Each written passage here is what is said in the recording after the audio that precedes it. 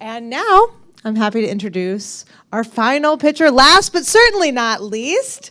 Let me introduce you to Lex Mills. Here, Lex, let me give you this too. Oh, thank you. Very important. Thank Yep, you. you'll need that. And her company is Revvl. She's the founder that is redefining the mocktail experience. She's bringing sophisticated, full-bodied, alcohol-free cocktails to a growing market. And after battling painful gut issues, she gave up alcohol, but she created a delicious, satisfying drink herself. So thank you. Thank you. Let's hear it for Revvl. Revvl is more than a mocktail. It's a whole damn mood. I'm Lex, and this is my sister Liv, an incredible mixologist. After battling health issues, she stopped drinking alcohol, but she still longed for a great drink. We couldn't find mocktails that hit the spot, so we created Revvl, and we're not alone. 52% of Americans are drinking less, and 30% are not drinking at all. But there's a major gap in the non-alcoholic beverage market. 40% of consumers can't find adult non-alc drinks when they want them, and 50% of drinkers are unsatisfied with the flavor of existing options. Well, as a certified specialist of spirits, Liv understands the science of flavor, and we've cracked the code on crafting mocktails that taste like real cocktails, not juice. Introducing Revvl. We're launching with 3 flagship flavors: lush pineapple with autumn spices, carousel is purple papaya berry and ginger, and debauchery is dewy blood orange with cardamom chili. Revvl is so good, you'll forget there's no alcohol. But don't just take our word. 94% of consumers affirm that our mocktails match the complexity of traditional cocktails. Revvl was named the most investable consumer brand at DC Startup Week, and we're set to become the exclusive mocktail at a university arena with the option to expand to venues across the country. $3.4 billion. That's how much the adult non-alc market will be worth by 2027. This is the fastest growing category in beverage. We plan to reach $1 million in annual revenue by 2027 and continue to scale from there. How? At Revvl, we have a flavor-first approach because this is where most brands get it wrong. Most brands rely on a plant-based substance called adaptogens to provide a buzz of relaxation. But these earthy flavors fail to deliver on taste. Our target audience is not looking for a buzz to replace alcohol, but they are demanding better quality. And Revvl is uniquely positioned to meet that demand with our proprietary process that brings the cocktail experience to life without alcohol. We'll leverage e-commerce, partner with hospitality and retail, and capitalize on high traffic events. We'll start regionally and then expand. Revvl is designed to become profitable faster than most brands by handling our own distribution and targeting sales channels with better profit margins. With a retail price of $4.95 a can and a cost of goods sold of $1.85, we have a healthy gross margin of 62%, allowing us to continually reinvest in the company. We've raised $38K in non-dilutive funding to fuel our growth and set us up for a successful launch. We're seeking $250K for key staff, sales, and inventory to expand distribution and drive $1 million in sales. And here we have the dream team. I have my MBA from the University of Michigan. I'm the former director of economic inclusion at Johns Hopkins, and my superpower is strategic partnerships. Liv is our creative genius with over 10 years of mixology expertise, and our advisors have over 30 years of industry experience. Join us in offering the simple yet transformative gift of belonging for the moments that bring us together. Cheers. Thank you. Thank you so much, Lex. Thank you so much. That was wonderful. Speaking over here. Thank you for that great pitch, Lex. It's great to see you again. And amazing deck. I want to tell you, very beautiful deck. Very CPG-like. I appreciate that. question was now. It'll come back to you. Give me a second. It'll come to me. Oh, can you go back to your ask? Absolutely. Key personnel. Who would that be? Absolutely. So that is going to be an operations manager to lead our manufacturing and making sure things are getting to where they're supposed to go, managing supply chain. That's also going to be a head of sales to work with me. And eventually I can offload sales to them as well, but I'm going to be leading it until then. And then also a financial analyst and controller, make sure our finances are up and up. And those are the key staff. So as a pre-seed investor, the ask, it's not bad. I expect you to ask for a little more. But at this stage, I hate to see a lot of money going to personnel at all, right? Like at this stage, you need to establish your brand. I would expect to see almost all this money go to sales and marketing.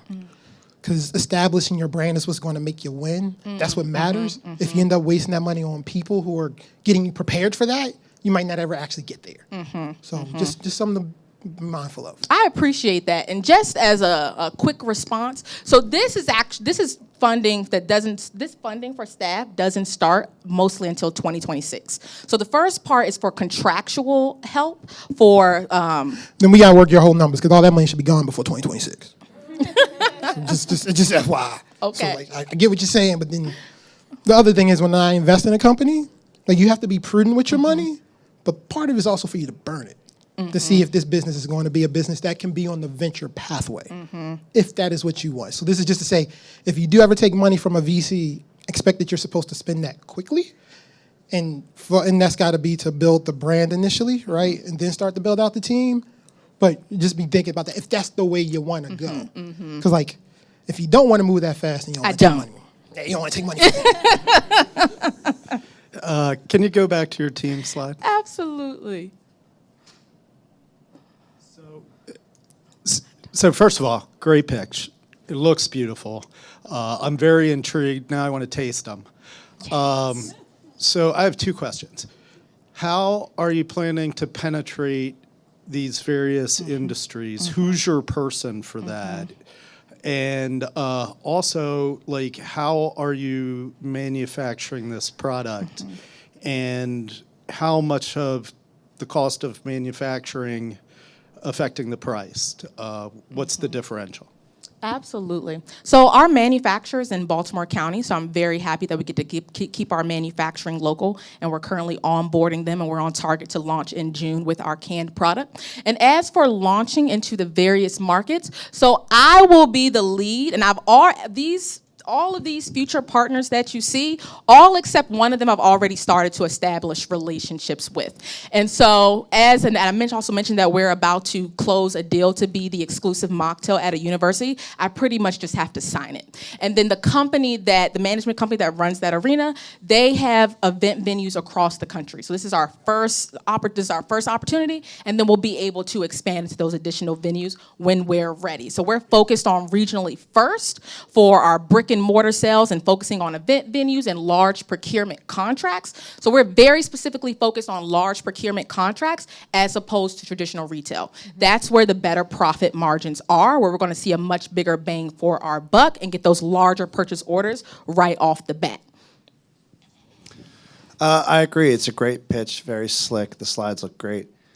I'm a little confused about who your competitors are in your segment because, like, I know it's a mocktail segment, but is this like a kombucha or a kefir? No, so this is a non-alcoholic cocktail, also known as a mocktail. So the point of the adult beverage is that people who are moderating their drinking, whether they just want to drink less or not drink at all, they still want the cocktail experience. They don't just want water or soda when they're at a happy hour or a party. They still want to feel like they're a part of the celebration. And so that's why the adult non-alcoholic market is expanding, because it's a very specific type of beverage within the non-alcoholic space that's providing a sophisticated flavor profile. But are you including like probiotics? You mentioned gut health, I think, at the beginning. Is that part of this as well? Are there probiotics in this drink? No. So I mentioned the health piece because that's why a lot of people are choosing not to drink, because I think, as we all know, alcohol is fun, but it does have a negative impact on health. And so that was why my sister chose to stop drinking, why a lot of people, as we're meeting them, are also choosing to stop drinking as well to improve their health and for general wellness. Thank you very much. Okay, I have one question for you. What is your packaging made out of, and do you expect that the aluminum issues might cause a problem? Tell us about your packaging. Yeah, so our packaging is aluminum cans. It is digitally printed, which makes it more eco-friendly. And so we are working with our suppliers who are local, actually Heartprint right in Maryland.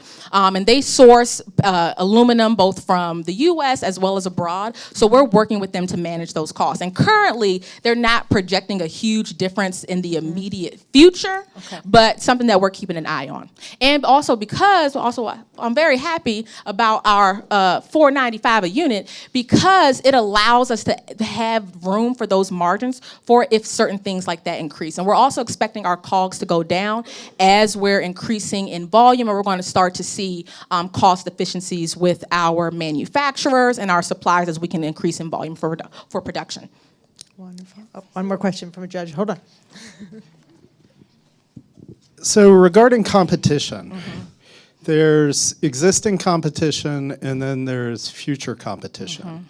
What keeps somebody like White Claw going, hey, we'll just reverse engineer what they're doing and make something that tastes similar, and we've already got all the infrastructure going? Yeah, so what's funny is that White Claw, which already produces alcoholic seltzers, they came out with a non-alcoholic seltzer line, which is the same as just seltzer. But the only difference was because they were was the positioning of it. They were positioning it as an adult non-alcoholic product, which speaks to the fact that branding is extremely important to the consumer product experience. Alcohol, as we know, is already built a reputation of being very sexy, very cool. But that is missing from the non-alcoholic space, which is why we were very intentional about the brand that we created. And I will also say that we completely created this brand in-house. In addition to being a fabulous mixologist, my sister's also a web designer and brand strategist. So we've saved over $100K on beverage formulation and branding and design by keeping that all in-house. And so what you see here on the cans is just a piece of our branding strategy and how we're bringing people in to connect with our brand, and why they're going to choose us, not only because the flavor is top-notch, top tier, and I'm just saying that, you all hopefully get to try it soon, but because of how intentional we are about our branding and how we are connecting with our customers. Wonderful pitch. Thank you so much. Thank you.